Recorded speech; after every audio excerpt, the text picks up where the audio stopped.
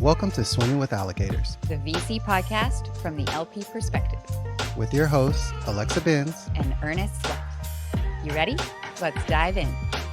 Welcome back to Swimming with Allocators. It's one of our special episodes. They're called DDQ. That's short for discuss, debate, and question. Alexa and I like to think of it as a due diligence questionnaire for the entire venture ecosystem. And we're underwriting the entire industry. So every few months we pull together what we're hearing in the field from LPs, GPs, and those interested in the tech industry, and pressure tests where the market's really heading. Today we're talking about the art of storytelling and how it's changing in today's time. We also talk about, is chaos great for venture or just certain parts of the venture capital ecosystem? We debate if venture is even still venture anymore. And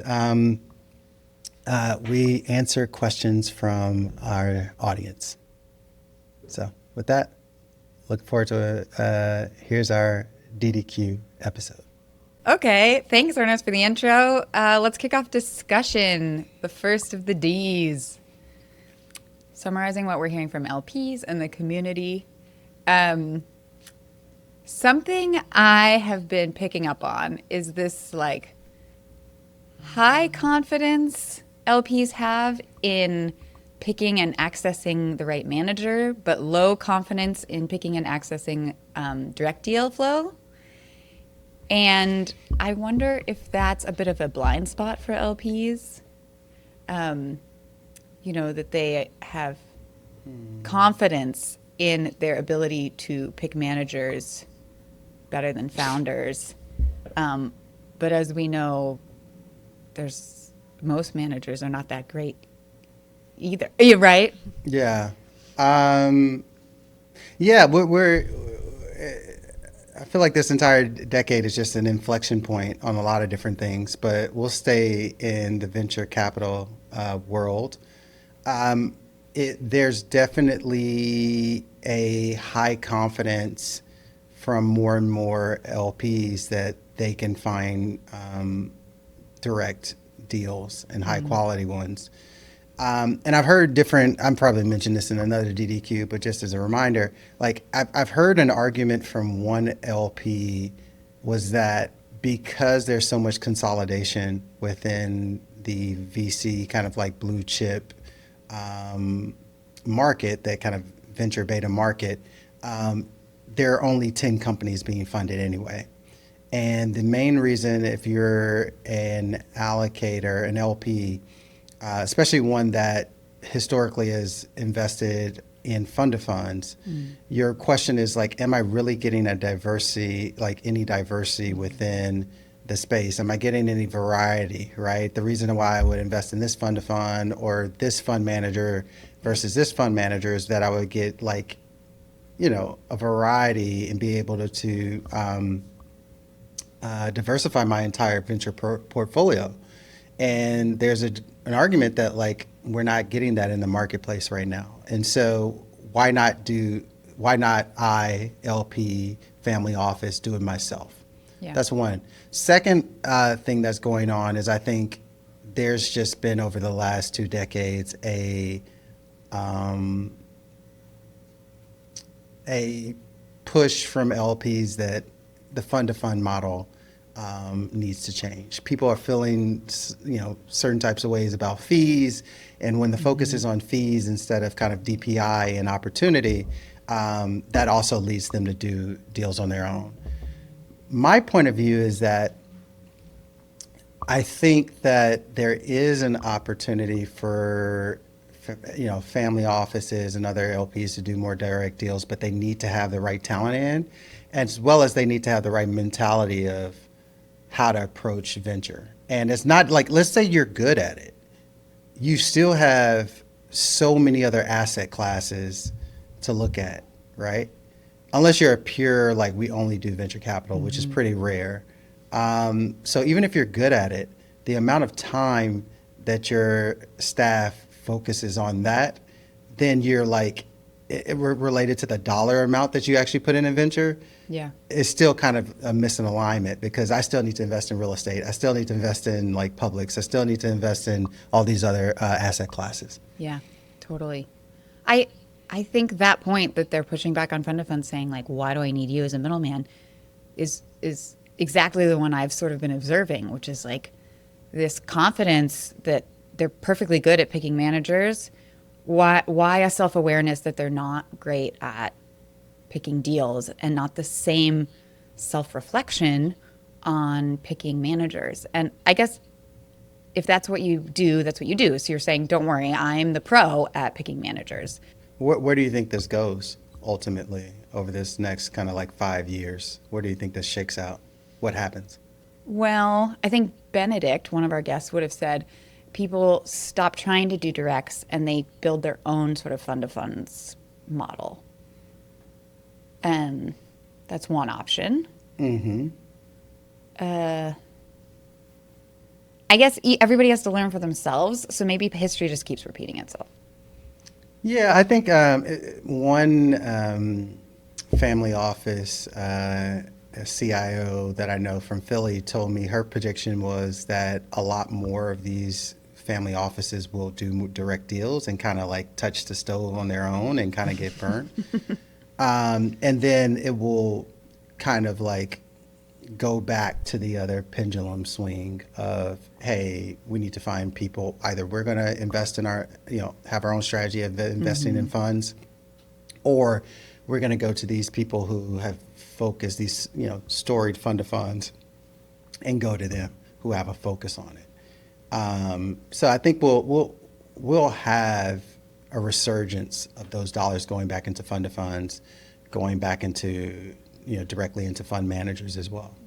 It's just got to work itself out. Now, it's not the best timing because also we have all this consolidation happening, and the bigger getting bigger and actually doing something different.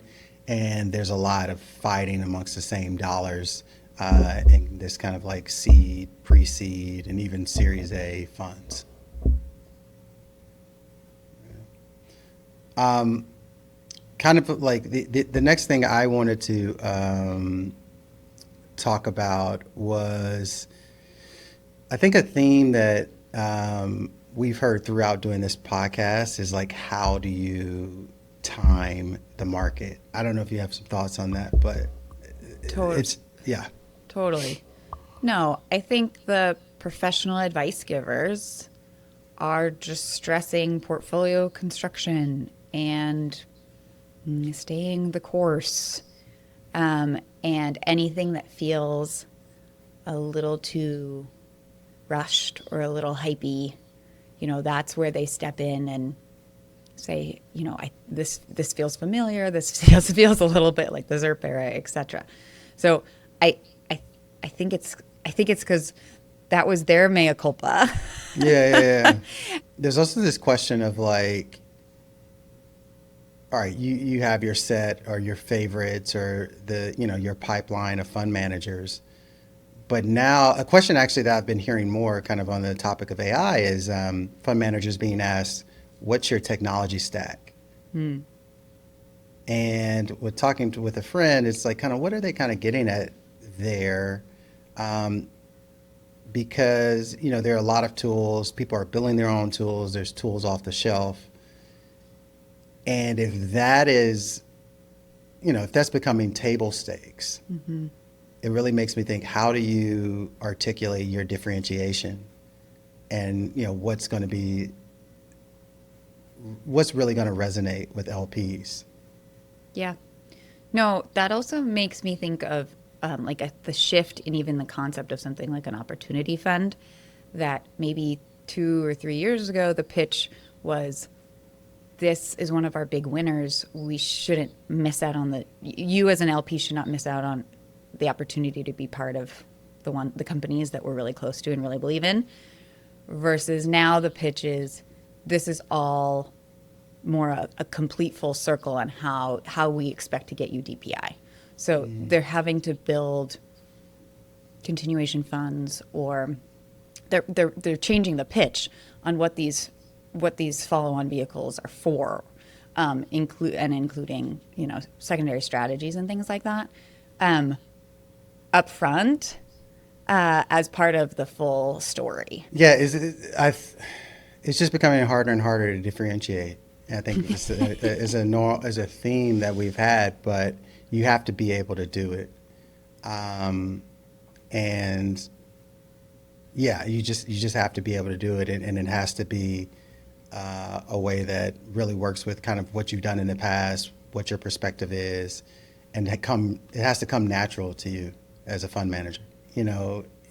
What's your reputation? What are people saying out there?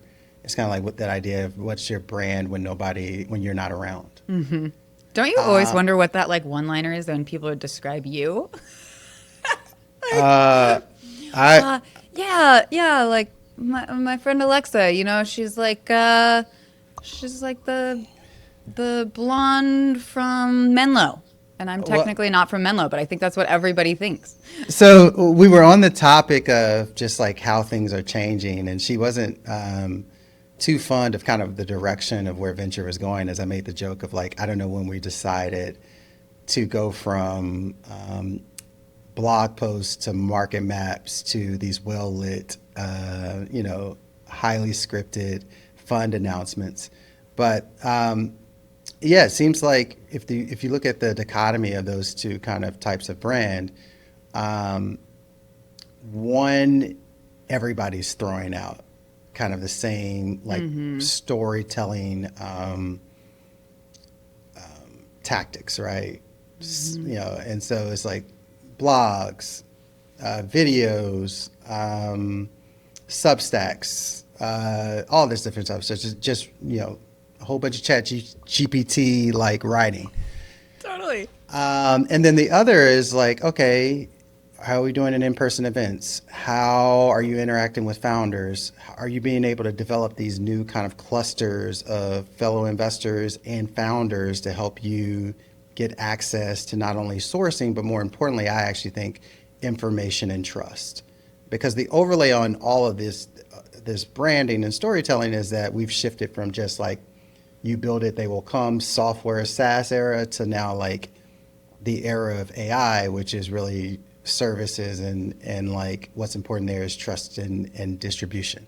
And so it's storytelling is much more important, but you have to have perspective and be willing to be experimenting on things, because that first one, the digital, you're kind of looking for that dopamine hit and results in seconds. And I don't know how fair that is to you in the industry we're in. And then like all the like hand-to-hand combat IRL, that has to be compounded on seasons of committed, like repetitive and iterating. So I don't know. It just, this age of storytelling is really on people's mind, because it's the surefire way to get trust, and a way to differentiate yourself when it seems like everybody's performing at the same time. I think if you are a VC who's working on your storytelling, you're already doing it wrong. Your friend, the COO, I have a similar girlfriend. She was just telling me, like, what am I going to post that hasn't been posted? What new point of view is there to possibly share as a second party to the GP? And I think the issue is like, you need to do your own thought leadership. Yeah. You can't outsource the latest and greatest thinking to the lady marketer on your team. Yeah. That is not going to distinguish you. I'm sorry. Yeah. So I don't mean to disparage these women who are trying to do their best, but what they're trying to pull out of these GPs is thought leadership, and you got to do your own thinking. Yeah. What is your perspective? 100%. And because then your two things align. What you were describing, what's on the website, what blogs are getting posted, align with what your reputation is and what people are calling you for. Like, you've got to be at the center of whatever content you're putting out there.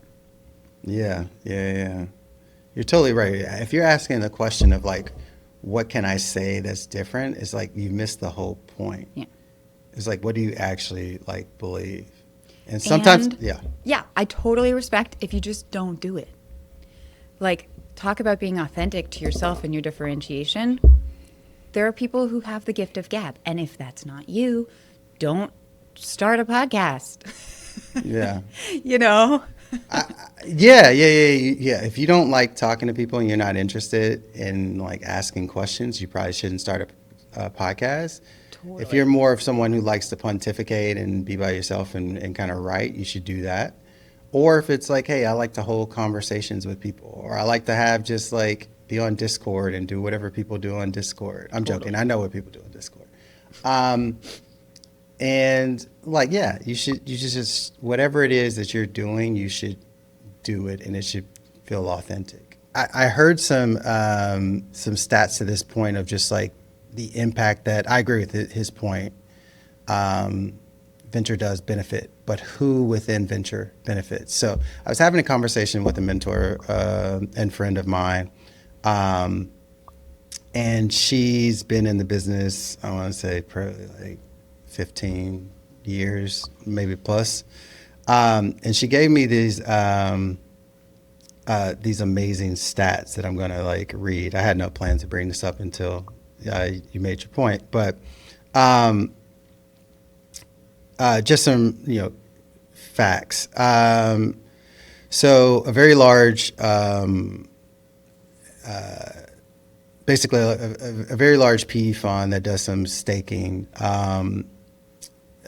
had a stat that only 1% of new capital, like growth in capital, over the last 20 years has gone to diverse managers and founders. So like after all the work we've done over these 20 years, only like 1% growth. Another stat, 40% of pension dollars in the U.S. Come from Black and brown people, right? So when you think about like firefighters, state workers, and all that stuff, like it makes sense. And I won't name the state, but a very like large state in our country. So that's like one of four, you can guess. It had a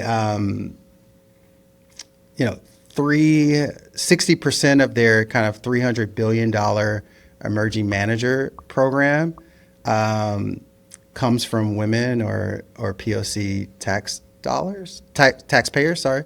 But only 2% was invested in diverse fund managers. And so what we're getting at, if you look at, I don't have another stat in front of me, but a friend was telling me who works in this space from the nonprofit angle, that if you look at like the statistics of how many dollars were invested in venture in like 2007, 2008, and what that turned into as far as market cap and value, but then the percentage of like 98% of those dollars went to white male GPs, there's something that needs to be changed. But we're not like, I want everybody to be like, we're not in the whole like kind of woe is us. It's really kind of like a call to action of like, I've always been like, if you're someone who feels those numbers are startling and need to be changed and want to be a part of that chaos for more talent to be able to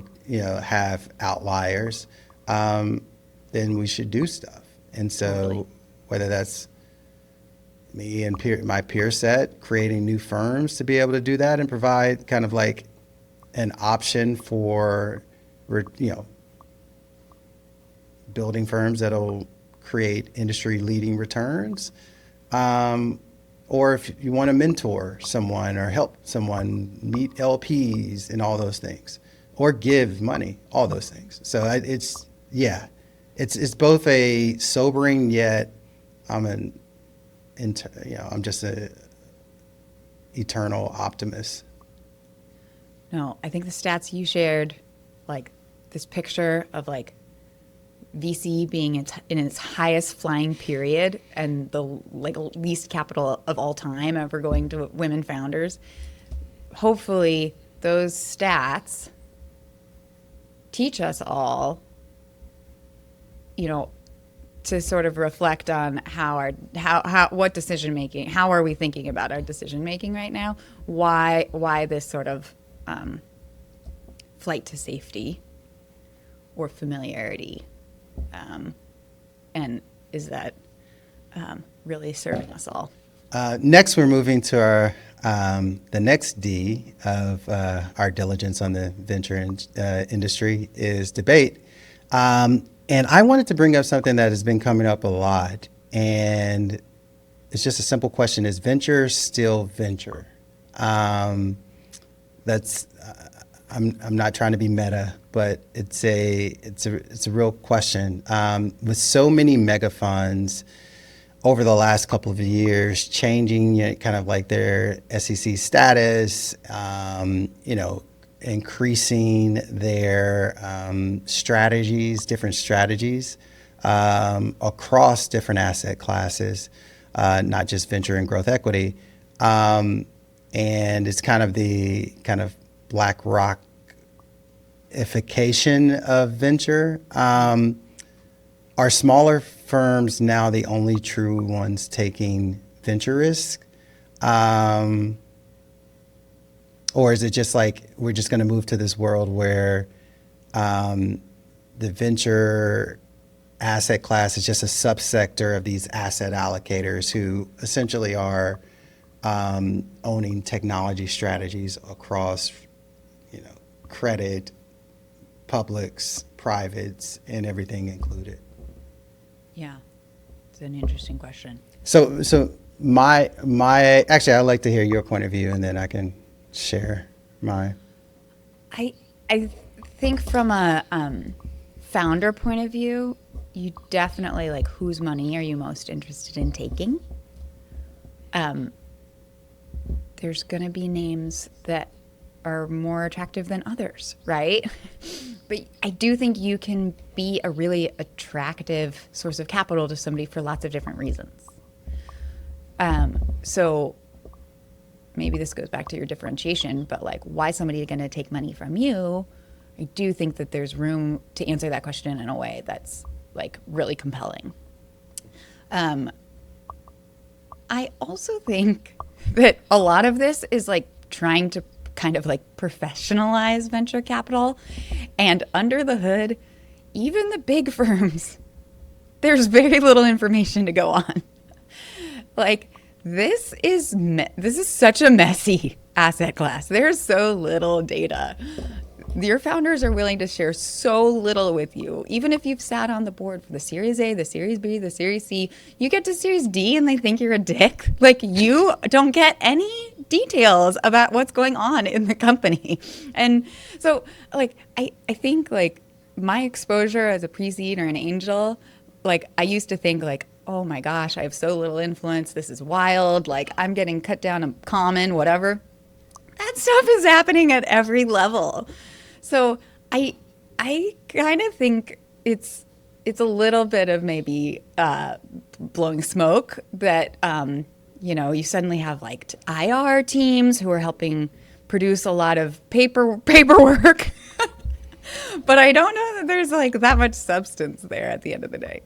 Yeah, I won't give too much insight because I probably should. But like, but like they're gonna like look under the hood of that and they're gonna be like, oh my god, this is spaghetti.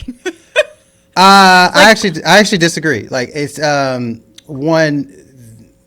I don't know if this was reported, but like there was a relationship between Goldman Sachs and this industry before, and industry has been one of the leaders within secondaries, and I think because of the liquidity issues we've been speaking about, there's a huge opportunity for like there's just white space for when we think of how long companies stay private now of liquidity issues and people looking for secondaries. So that's one. The other thing is Goldman has had a history, I won't name the firms, but have investing in people's management company early before. So they've done their due diligence and those are things. they're really smart on that. So I think once these firms start like competing with people who spin up strategies all the time, like Yeah.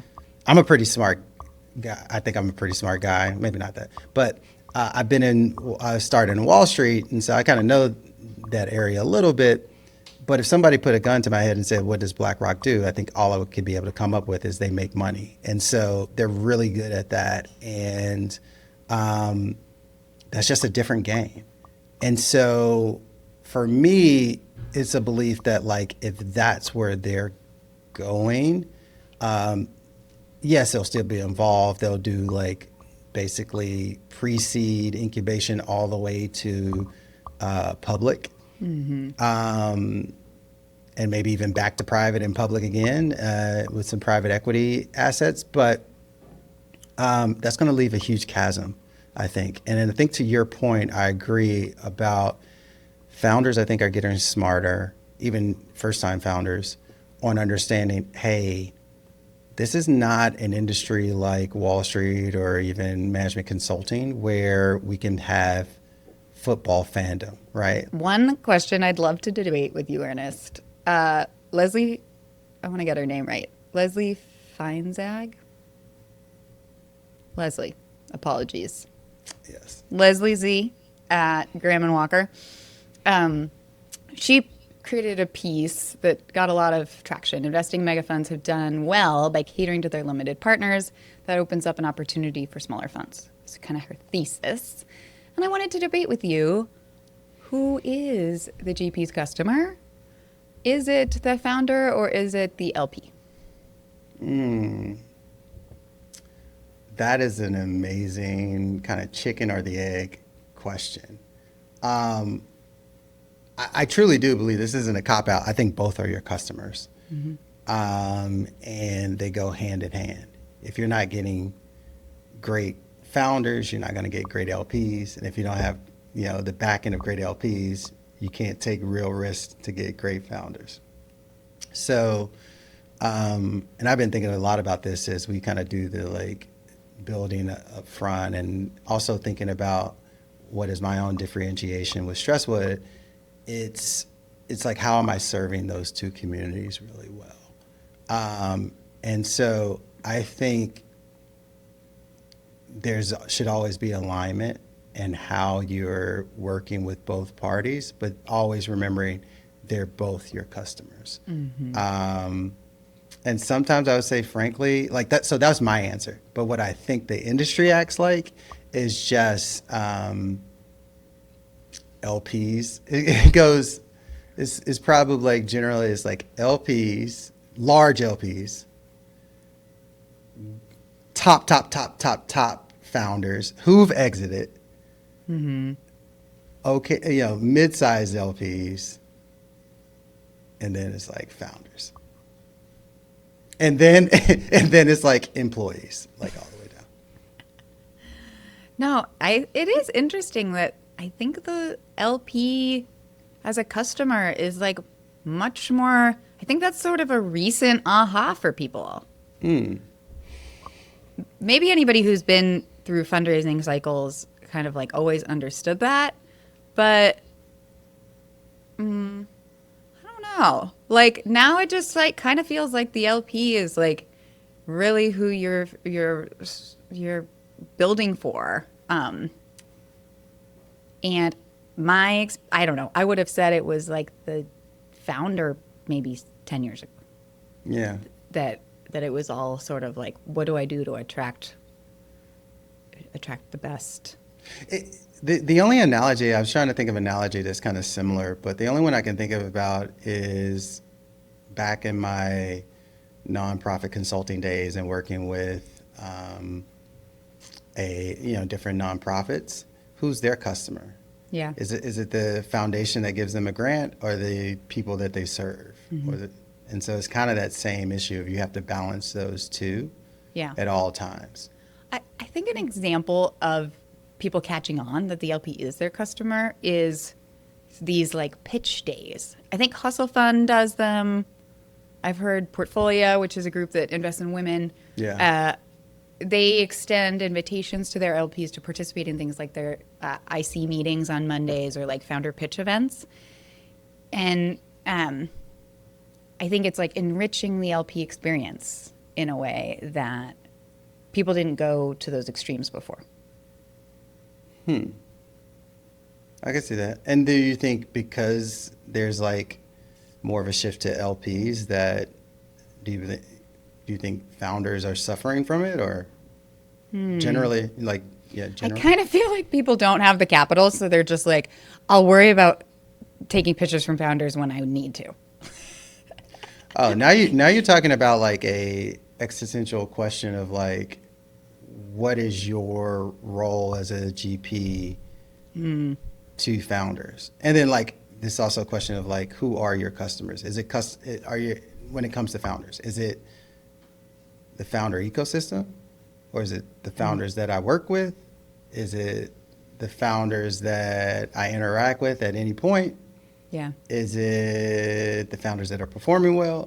Like, what is it? I will say, I very early on in my venture career came to realize how important a few founder relationships are to you as a GP. Like if your biggest wins are in companies where you don't have extremely amiable relationships with those founders, they may as well not even be in your track record. That at the end of the day, like each person has so few moonshot successes that you need that guy to give you an amazing reference. Yeah. Especially to get the other customer, the LPs, yeah. Totally. So I do think, man, chicken or the egg. Ernest is right. You gotta treat your founders like princes, like, because I do think at the end of the day, like that's what's going to be on your tombstone is like early seed investor in X, and it's a guy. It's a guy who's going to either speak up that you were super helpful or is going to blow you off because you just like meant nothing. Or a woman. Yeah, I agree. Although I've heard stories of like very well branded firms, like being very hot and cold based on performance. But they can do that because I don't think they should, but they can do that. I think tough love works for sure. Like, but maybe not like writing somebody off and saying good luck. And then showing up after you see that they're performing well again. And being like, what?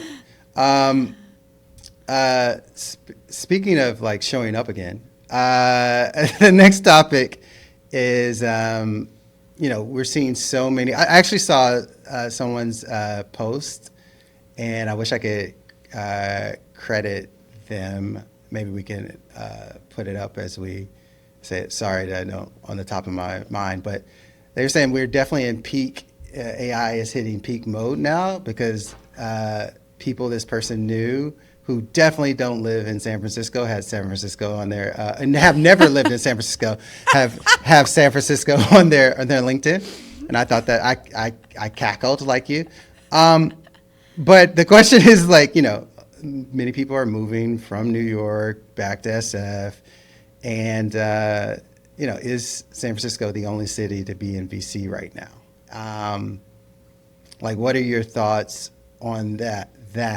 And as you think about that, I also have anecdotes of many friends, no matter where they live, just commuting there a lot. And we don't have in the U.S. high-speed rail yet or teleportation, which, come on, VCs, get it together. And so people are just making that commitment. So before I give my point of view, I'm just curious what you think. Yeah. Is SF the only place to be right now?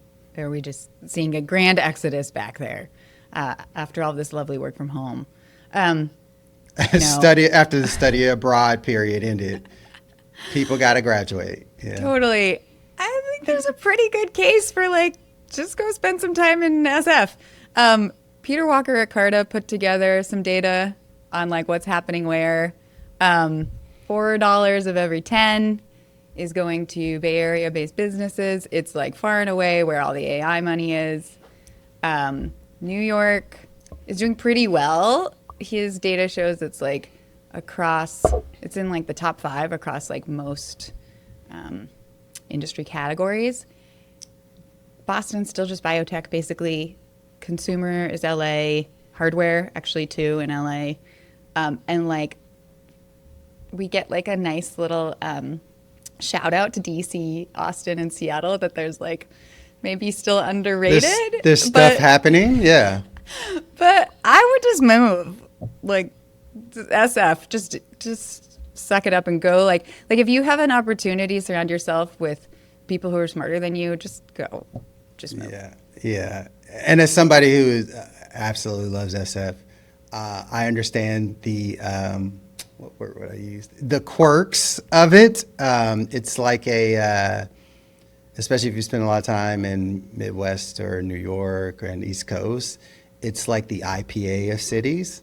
Some people are like, too hoppy. But yeah, it's a different place. But I would say if this is an industry, you're in this industry, I've seen people just commute, make sure they're there at least once a month. And it's very important because you can read headlines, but that's not telling the story. What you want to get is like insights that you would only hear by talking to individuals, running into those individuals, giving your point of view and kind of hearing feedback and being able to iterate on it. And for those that are doing the commuting, I think it's also a special opportunity of like, yes, it's the epicenter of like where the creation is coming. Maybe also though the pace, the demands on you. Yeah. I feel like right now people are grinding in the Bay. Yeah. And I've just read the NVIDIA way, and I think just like everybody's going to try to emulate Steve Jobs and go on walk and talk meetings. Yeah. I think there's going to be this generation of founders who stare themselves in the mirror and try to pull off Jensen's being like, you suck. And they don't let their employees ever go home. And they're just saying, we're going to work harder, and that's the way we're going to win. And I think you kind of need to be in that environment to put in that kind of work. Yeah. At least, iron sharpens iron. So I think, that's absolutely true. Cool. I think we can move to, you want to start up the questions? Cool. And our last segment here on DDQ is Q for questions. Ernest, a question from the audience. How do LPs rebuild conviction in an asset class after multiple down rounds, markdowns, and even zombie funds? Well, I think first there has to be a commitment to the sector and space. And in a recent episode that we had with Josh, I think he talks about the amount of time he had to put in just learning the space. And also understanding that, again, it's an industry where you're going to get results in seasons, not seconds. And so you're going to make some mistakes, but that's going to be compounding learning. And so you have to have that perspective of like, I've been entertained to like learn about this space, and I'm getting constant education by, talking to other people, making certain bets in funds or fund of funds, but understanding that there's no perfect time to time the market, and you don't want to come back, leave, and then some fund that you were looking at or just the index of kind of like different tech opportunities passes you by. So that's, you just got to have that mentality of like, I'm compounding learning. Mm-hmm. I'm getting better. Yeah. Another question from a GP friend I was chatting with. He lays out that he's got a family and friends coming in to his first fund. Mm-hmm. He feels responsible for them. But he also has an anchor LP who wants seriously preferential terms. So do you make an exception for a big check that's going to make a major headway for you toward your fundraising goal? Or is that a slippery slope? I can't speak for everyone. I don't think it's a slippery slope. I think you need to make the judgment of like, all right, how big is my fund going to be? how much of impact will it be? Like if someone wants preferential terms, but they're only going to end up being maybe 5% of the fund, or even like if they're really crazy terms, only 10% of the fund, I don't know if it's worth it. Because anyone who would be bigger or provide even more signal would definitely want to get on top of those terms as well. I think it's, you should talk to other friends who have raised, but it's kind of more of an art on even building out what your funnel and process will be. I've had some friends who have focused just on potential anchors and just kind of focused on them and kind of always had soft circled people. I've had other friends talk about the importance of when you do a first close and how much you should close in that first close, and actually having a mentality of like, okay, if I close at 50%, what if that's all I'm ever going to close? So making sure you understand the strategy and you aren't like hampering yourselves or shortcutting your strategy because you think you're going to get more money.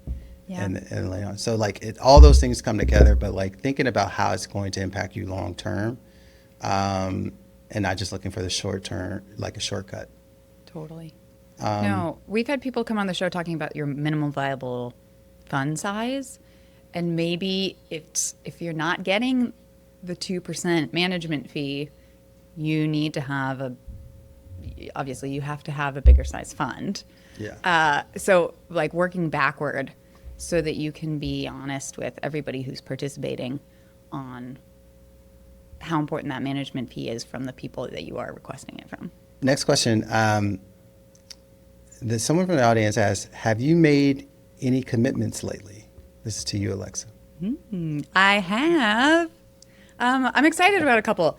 I made one LP commit and one angel deal lately.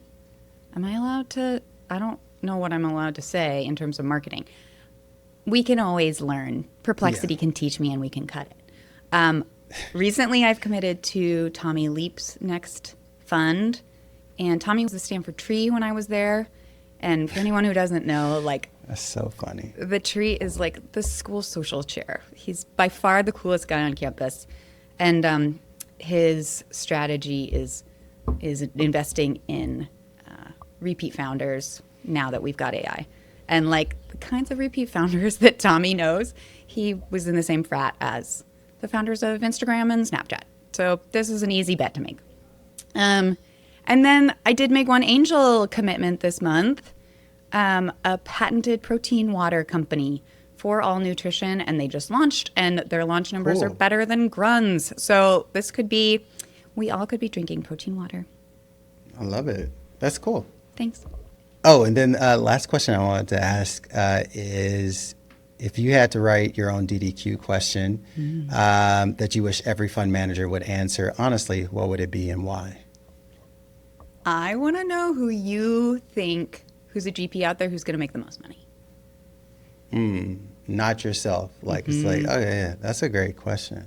I think I would want to ask, what was your biggest miss ever? And what did you learn from it? I did just get a text from a friend that I share a lot of deals with, and she said, do you ever regret about this XYZ company? Because we had both chatted about it at the time, because it just got acquired. So it's kind of fun to have some, I went back and I told her, I was like, yes, Codier, or whatever you say, Codier, this diaper company just got acquired. And at the time, their pitch included this whole like diaper recycling program. It was a total ops mismatch. Nobody wants to do that. No, I was like, please don't ask me to do anything with my child's dirty diapers. So I told her we had good reason to pass. That's funny. And before we end the episode, I have another additional information. And similar to DDQs, there's usually a place after you've answered all 5,011 questions. There's usually space for you to add additional information if you felt like you have something else to share. So this week, I'm going to share something that I wrote a couple weeks ago around just where our industry is today and what really matters. So last week, two stats caught me mid-conversation and made me set my coffee down and almost do a spit take. First, there are now more PE and VC firms than McDonald's franchisees. And second, in 1994, there were about 120 GPs in venture. Today, try 30,000. Let that land for a second. We've got more people picking winners than there are golden arches. And yet, most pitch decks still open with the same hand-me-down script.